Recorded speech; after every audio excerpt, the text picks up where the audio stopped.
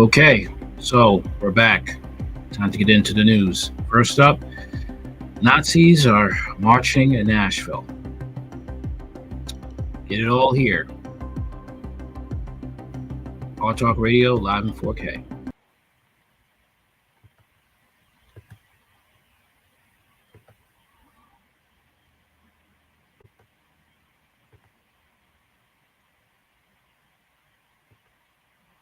All right, here we are.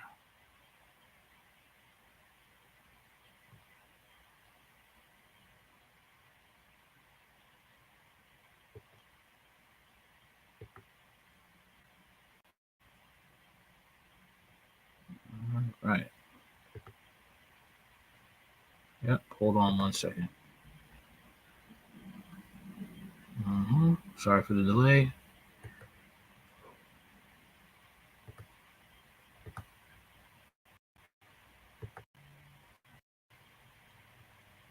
Here we are.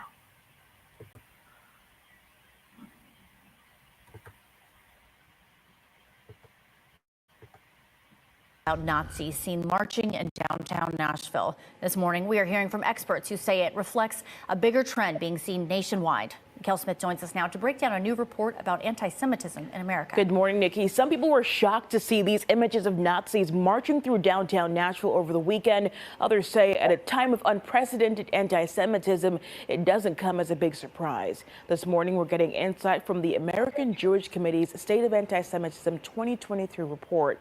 It shows 1/4 of American Jews have been the target of anti-Semitism in the last year, and young Jews were more likely to report being the target.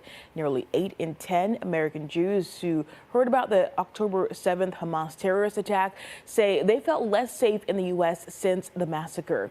State Representative Justin Pearson shared this video on social media showing the Nazis outside the state capitol. He stated, quote, "This is the hate that the Tennessee House GOP fosters from their positions of power in the General Assembly. I'm disgusted that Nazis are comfortable doing this, but I am not surprised," end quote. House Majority Leader William Lamberth shared a video posted by another ex-user of the group marching through the Broadway area, writing, quote, "Go away, Nazi thugs. This is Tennessee and you are not welcome here. By the way, why not show your faces so we can all see who you are?" We talked with the American Jewish Committee, who says that there are always trends related to a rise of anti-Semitism, like the war in the Middle East and election years. COVID, the war in Ukraine, all of those things, the economic crises, all of those things lead to a rise in anti-Semitism.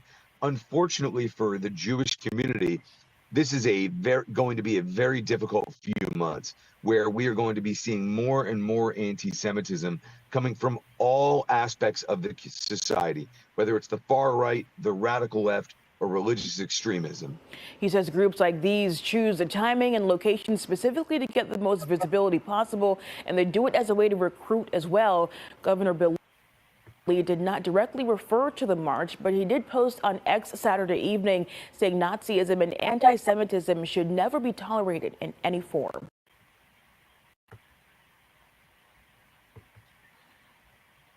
Yeah, they say that, but you know, we are helping Ukraine, okay? And you know, both the left and the right are supporting Ukraine, and Ukraine is very heavily influenced by Nazis.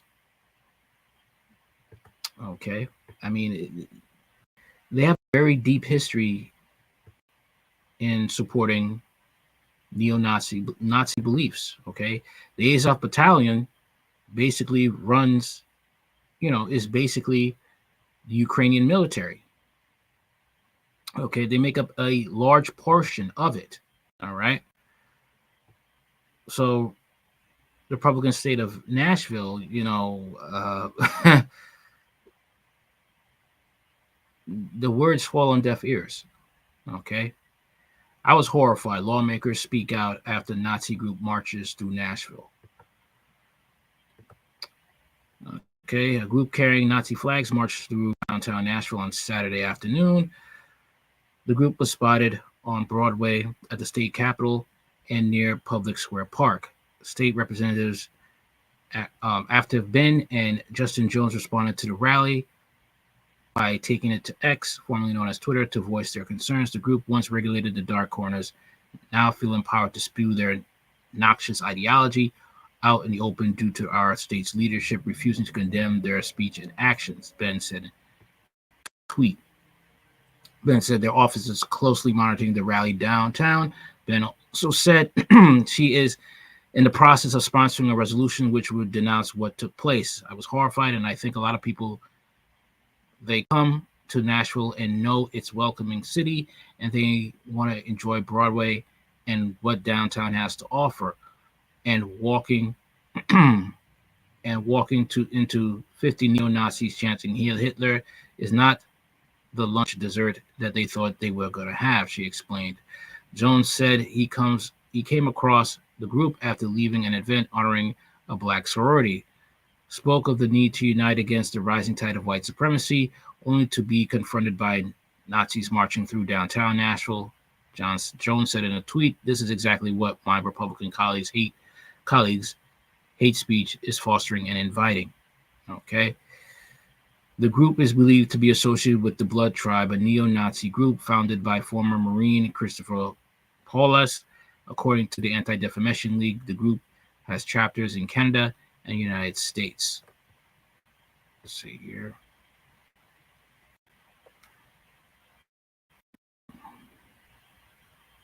Leaders are getting ready to publicly denounce white supremacy after a group of people marched through Nashville with Nazi flags over the weekend. Yeah, our WSMV4's Jordan James is joining us now live. And Jordan, what else have you been able to find out about how this played out yesterday?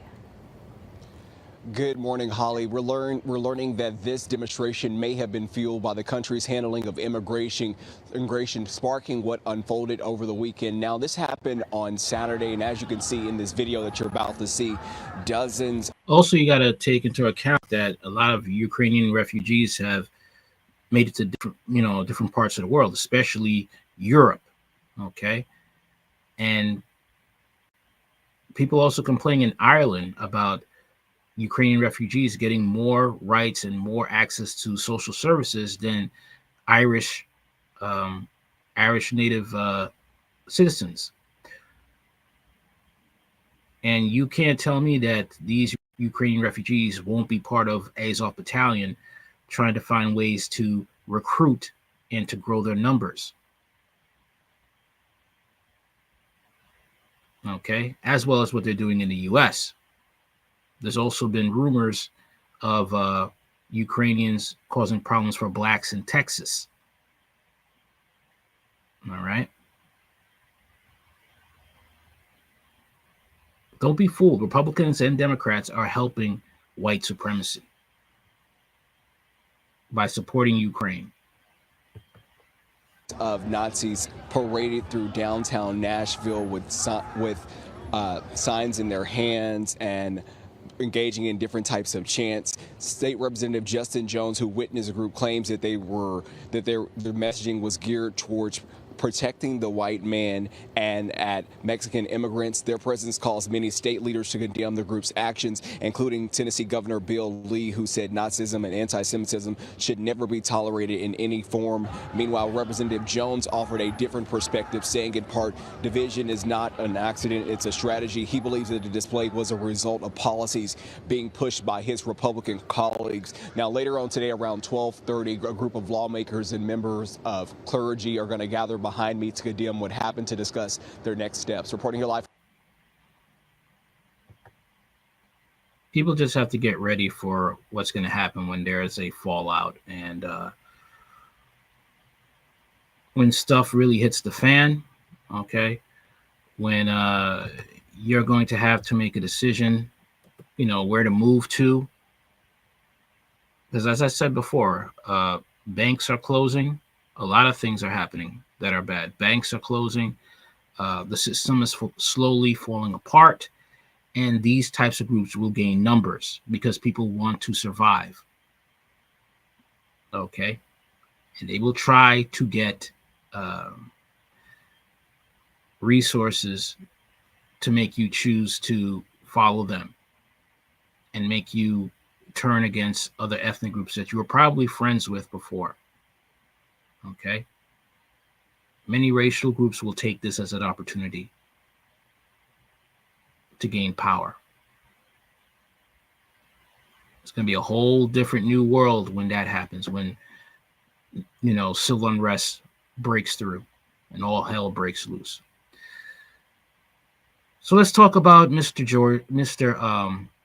Joe Biden and what he wants to do with Tennessee lawmakers for being people holding other people accountable. Let's get into that.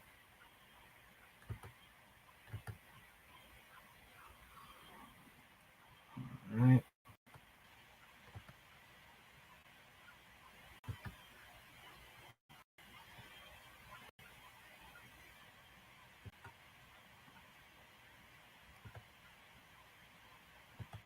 The U.S. Justice Department is suing the state of Tennessee for violating the Americans with Disabilities Act. The suit claims the department warned state leaders and the TBI that by enforcing the state's aggravated prostitution statute against people living with HIV, they were violating the ADA. According to their investigation, the state and TBI subjected people living with HIV to harsher criminal penalties solely because of their positive status. If you're knowingly spreading death, yeah.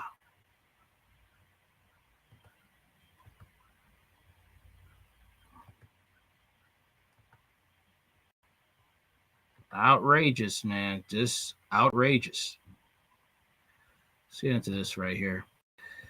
Biden's Department of Justice launches lawsuit against Tennessee for law criminalizing knowing HIV exposure. Nashville, Tennessee. The Biden Department of Justice opened a lawsuit against the state of Tennessee Thursday, arguing that the state laws that impose additional penalties on sex offenders who are HIV positive discriminate against people living with HIV. Under the Tennessee law, Title 39, the criminal exposure of another to HIV is a Class C felony. Okay, and Title 39, Chapter 13. I don't know how to use those numbers. Aggravated prostitution, which entails knowingly committing prostitution while infected with HIV, is also a Class C felony. Both laws require a lifetime addition to the sex offender registry. As reported by the Associated Press, the lawsuit stems from the Department of Justice investigation completed in December that resulted in the Justice Department warning Tennessee and the Tennessee Bureau of Investigation that the statute purportedly violates the American with Disabilities Act. The case is proceeding alongside another filed by the LGBTQ plus groups related to the aggravated prostitution statute in particular. Notably, the Associated Press reported Tennessee is the only state in the United States that imposes a lifetime registration as a sex offender if convicted of engaging in sex work while living with HIV, regardless of whether the person knew they had could transmit the disease. This directly contradicts the verbiage of the law, which states verbatim, knowing that such person is infected with HIV. The person engages in sexual activity as a business or is an intimate in a house of prostitution or loiters in public place for the purpose of being hired to engage in sexual activity, emphasis added. Per the Associated Press, though, Tennessee legislators are working toward approving a change to the law that, rather than striking it entirely, would remove the requirement of a lifetime registry as a violent sex offender for those convicted. Assistant Attorney General Kristen Clark of the Department of Justice Civil Rights Division argued in a press release Thursday, people living with HIV should not be subjected to a different system of justice based on what she referred to as outdated science and misguided assumptions. She suggested the lawsuit reflects the Justice Department's commitment to ensuring that people living with HIV are not targeted because of their disability. I don't know.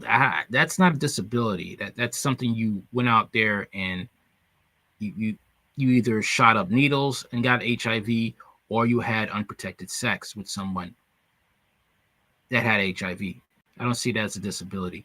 While HIV and AIDS are considered to be disabilities under the Americans with Disabilities Act, 37 states currently enforce laws criminalizing the act of engaging in criminal sexual activity, ranging from rape, sexual assault to prostitution while knowingly infecting with HIV or AIDS. To date, only the states of Illinois, New Jersey, and Virginia began to repeal felony-level criminal codes in 2021 under Democratic administrations. I'm really seeing this as a way of depopulation.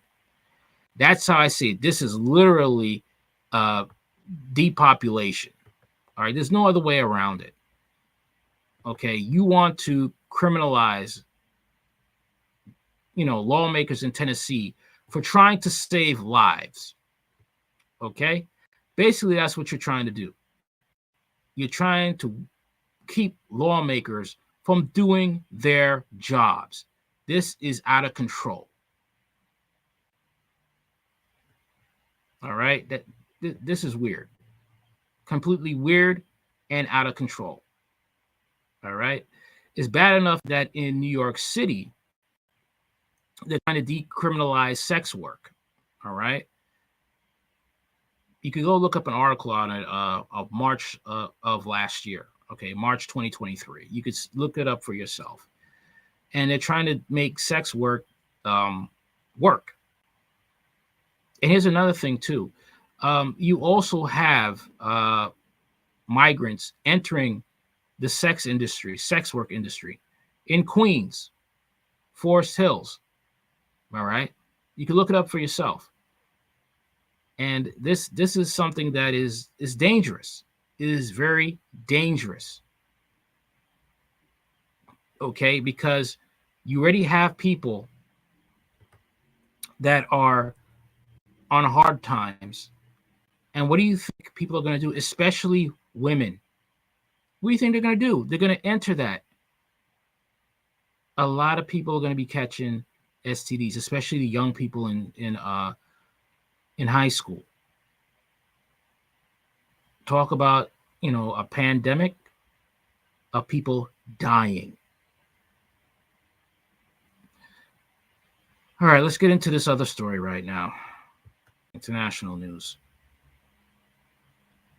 This is sad. Fair use, by the way.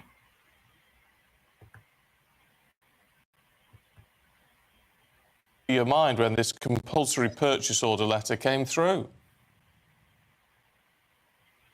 It didn't worry me so much as it did the wife. Then she turned around and she started crying. We had enough problems beforehand. Sorry, I didn't hear that. I said, Josie, how did that make you feel when that letter came? So basically what they're saying is that an elderly couple was forced by the council to sell their homes to make room for migrants. Basically, you're kicking them out of their own homes and to give their homes to migrants, illegal immigrants. Came through the letterbox. I was absolutely devastated. We'd only just bought this house. We'd been in here about 8 or 9 weeks, and that came through the letterbox. And so what? I was going to say, what happened? I mean, how did you respond to that? What did they say when you got in touch with the council? We went down to the local offices after I composed myself together, after crying and then getting really angry. We went down to the local council offices here, and I spoke to a lady in there. She took photocopies of the letter after I showed her it and was really angry with her. And she said to me, "It's nothing to worry about, it's just a standard letter." And I said, "I don't think that's a standard letter that you should be sending to any person." Yeah, so describe the contents of the letter for us, because it is quite strongly worded, isn't it? And it suggests that your property is empty. And what do they suggest it's going to be used for? They say, as part of this process, Northamptonshire Council is identifying empty properties and sites within the area with the aim of encouraging owners to bring premises back into use or to find alternative options for derelict sites. The resettlement team in Northamptonshire Council supports asylum seekers and refugees across 3 different projects: Homes for Ukraine, Afghan resettlement, and asylum dispersal. At present, we are seeing a considerable increase in positive immigration decisions being made in favour of asylum seekers. So basically, they're wanting accommodation. But who goes around and assesses whether these properties are lived in or they are actually empty. She couldn't tell me, the lady in the council. Do not be surprised if they try this crap in New York City. Do not be surprised if they try this crap on Long Island. Do not be surprised if New York State, the governor, Kathy Hochul, does that. Do not be surprised if Mayor Mike Adams wants to pull that crap. You saw how desperate he was to try and move, migrants into homes that was meant for people on New York City public assistance. Tried to move them into into a place that was not for them. He's getting desperate because he didn't want nobody to know what he was doing. Don't be surprised, people. No. Well, clearly, Ted, no one had bothered to come and look at your house at all, had they? Obviously not. And then they have the audacity to send a letter of some sort of an apology. I am sorry to hear that you were upset by the letter. Well, how would they feel if they got a letter like that after they bought a property? What do you want now? Because clearly you are both very shaken by this letter, and that letter that you received in response has not gone far enough. Do you want an apology? What more do you want to see? Well, she said here that she's, I sincerely apologise, this Lindsay Bellchambers, but I don't see, there was no explanation as to how they've come to say this property was empty, whether it was disused, whether it was unkempt. They knew that someone was in that property. They knew you lived there. They didn't care. This is not a joke. I'm telling you, this is not a joke. This is what they're trying to do. They're trying to get those migrants here anyway, by any means necessary.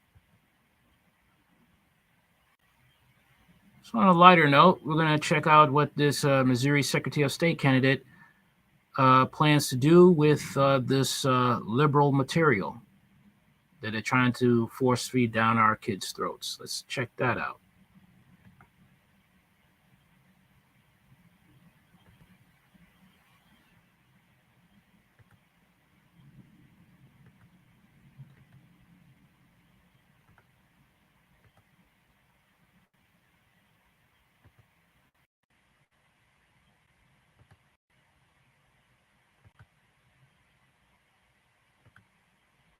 Fair use. Public library. When I'm in office, they will burn. Her name may be unfamiliar to you, but this video is rippling across social media. This week, Valentina Gomez set books containing LGBTQ content on fire. She claims they're grooming kids. The St. Louis City resident is running for Secretary of State in Missouri. Tonight, First Alert 4's John Kipper is hearing from the woman. She's not lying. They literally are trying to groom kids. It's not a joke. Woman setting books ablaze and vying for your vote. This is what I will do to the grooming books when I become Secretary of State. Valentina Gomez, burning books she says grooms kids. The books in question, Queer, Ultimate LGBTQ Guide for Teens, and Naked, Not Your Average Sex Encyclopedia. It's a strong political statement garnering many negative reactions. It's extremely problematic, and that type of hate-filled rhetoric, honestly, it has deadly consequences in our community. Brittany and Heather Dyer have been a couple for 11 years and live in Springfield, Missouri. They're especially alarmed by Gomez as she campaigns against LGBTQ books in public libraries. DEI, LGBTQ, and critical race theory, and the second I guess running to office. Obviously, the rhetoric is beyond hateful and bigoted. No, she's on the money. Okay, you guys want to take away the title of pedophile and change it with MAPS, minor attracted persons. For more information on that, look into the story of Old Dominion University. And you can look into the assistant professor who tried to get away with taking away the label of pedophile and replacing it with MAPS. Okay, and she had to be removed from the college. This is what they're going for. There is an agenda here, and pedophilia and the LGBT community go hand in hand. That's their dirty little secret. It did. They saw Gomez at this event at a Springfield library last week, where she can be seen holding 2 LGBTQ books. She talked to our sister station during the anti-trans book event. I'm fighting the political machine. I am not backed by any special interest. And didn't hold back. Let's get, excuse my language, our together and pull up our pants and fight back. Gomez is running for Missouri Secretary of State. Their main job is running elections. But also, they're in charge of state funding for libraries.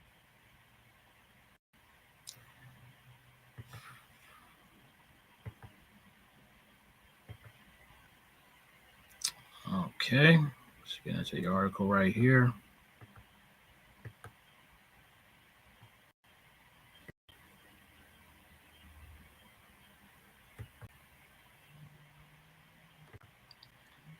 All right. So, a Republican running for the Missouri Secretary of State on Tuesday posted a campaign video of herself lighting LGBTQ inclusive books on fire to underscore her pledge to burn such books. Valentina Gomez, appearing with a flamethrower in hand, said in the video posted to various social media platforms, "This is what I will do to the grooming books when I become Secretary of State." The video then cut to her lighting multiple books on fire with the flamethrower before she said, "These books came from a Missouri public library. When I'm in office, they will burn." In her post of the video on X, the platform formerly known as Twitter, Gomez wrote, "When I'm Secretary of State, I will burn all books that are grooming, indoctrinating, and sexualizing our children. MAGA, America first." Oh boy. 2 books in the video appear to be Queer, the Ultimate LGBTQ Guide for Teens, and Naked, Not Your Average Sex Encyclopedia. All right. Mark Bishop, a co-author of Queer, the Ultimate LGBTQ Guide for Teens, reacted on video on X saying, "She's burning my book in public to get not fascist or scary at all." Kathy Belge, the book's other co-author, said in a statement to The Hill that it shouldn't come to be a surprise that extremism is on the rise. Book banning is dangerous, and book banning takes to a whole new scary level. Belge wrote, "All Americans should be concerned that a candidate for public office not only thinks book burning is acceptable, but that it is something that will help her get elected." You see, the funny thing about these people who are so against her burning these perverted books is that they will not read these books out loud. Read what's in those books out loud, and you will see why those books have to be burned. Okay? That's the thing. But they won't, because they know what they're doing with those books. All right? Belch pointed to a study from the Trevor Project, which found 41% of the LGBT plus teens have seriously considered unaliving themselves. The figure increases to 50% for transformers and non-binary youth. Maybe that's because they've been lied to by the liberal machine, saying that you are it's not right for you to have the body that you have, and you need to change it. Okay, too bad they won't tell you about the consequences of doing that. Okay, and how they're screwed up for life and cannot have kids. All right, what they don't tell you is that there is a 90% self-deletion rate if you choose to be a transformer. The Hill has reached out to the author of the second burned book title. The video on X has nearly 973,000 views, 987 reposts, and more than 3,300 comments as of Wednesday night. The visibility of the post on X was restricted at one point with a note that it may violate X's rules against hateful conduct, NBC News reported. The note appeared to be removed as of Wednesday night. Okay. I think I'll read that much for now. Let's move on to the next story. We'll talk to you about what's going on in Ukraine.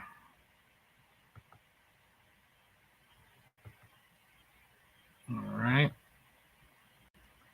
what do we have here? What do we have here?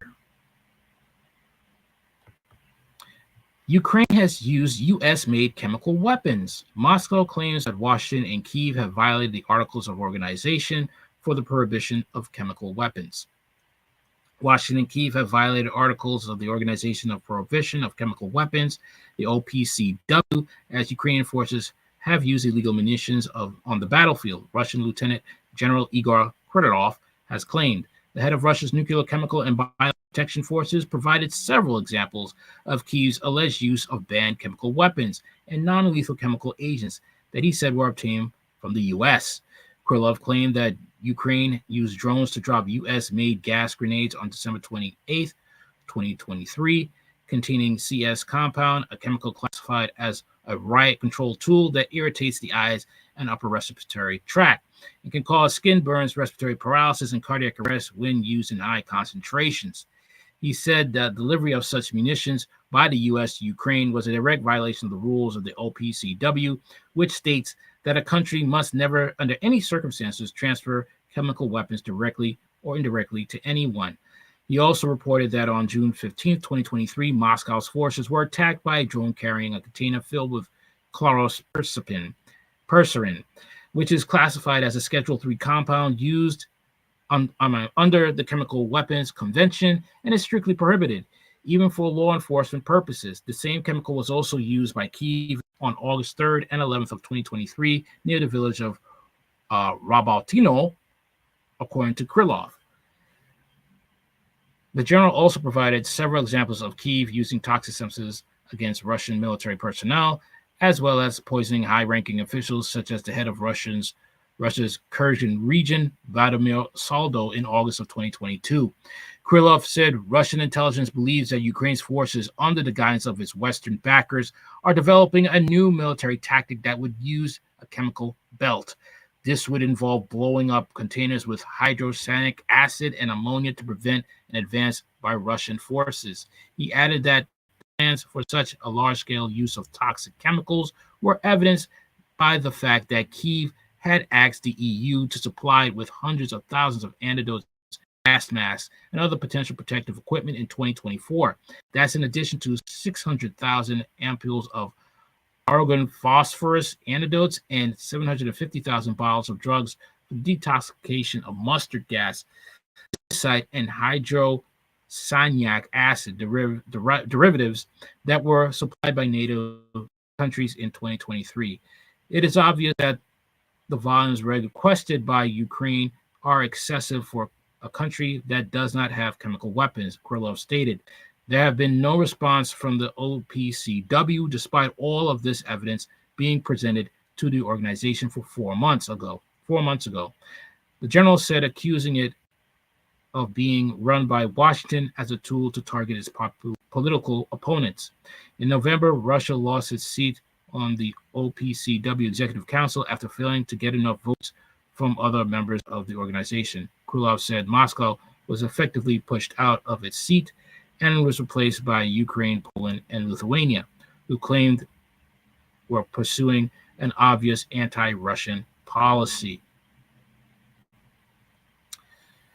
The weird thing about this is it's like it kind of seems with these wars, you kind of playing it like a sport.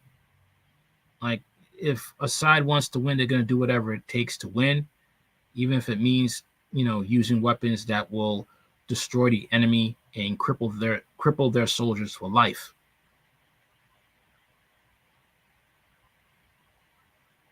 I mean, that's what it is. It is war. Anyway, that's all I got for now. So tell me what you think in the comments. Like, share, comment, and subscribe.